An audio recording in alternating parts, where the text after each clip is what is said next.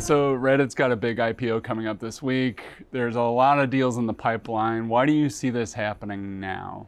Yeah, well, the IPO market basically froze up for all of 2023 and nothing got through. So even high quality companies that were ready to come to market to get more investors in their base couldn't do it. And now that the market has stabilized and there's like a great policy outcome ahead of us, which is that the Fed is going to eventually be cutting interest rates, the market has opened up again. So we're seeing not just more IPOs, but more secondary offerings over the course of this year. And honestly, I think that's great news. These companies, we want access to them in the public market. It's broadening out some of these sectors and opportunities, and we're pretty excited. A lot of tech valuations remain pretty high. How long until the laws of gravity pull these stocks down? Yeah, I mean, look, a lot of people ask this question because multiples look high, especially for technology and technology adjacent companies relative to history. That said, these multiples don't have to revert to some mean. In fact, multiples never revert to a mean over any kind of long period. We've actually seen the multiples in the market and the multiples for high quality, high growth stocks continue to increase over time. One of the things I get a little frustrated about is when people say, you know, we need to go back to 15 times forward earnings. Like that's some comfort level for some people.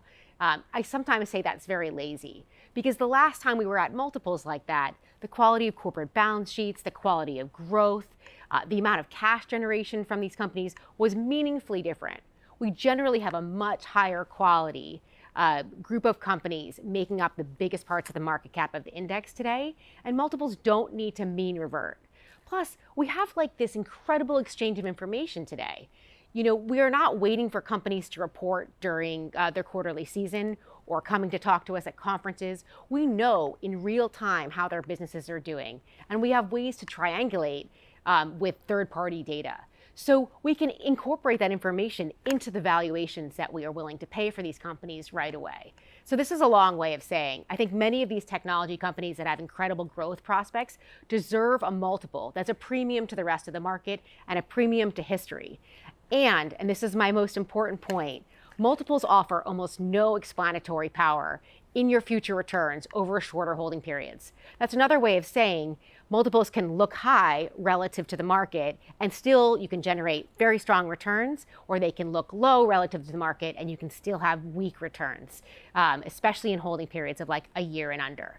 So for anyone that's not, setting their stocks and holding them for the next 7 to 10 years, their multiples shouldn't be too fussy. Focus on business model, focus on the management team, and focus on the market that these companies are playing in. If I were an investor right now, and I'm looking at AI stocks and all that, should I be worried about a bubble maybe happening right now?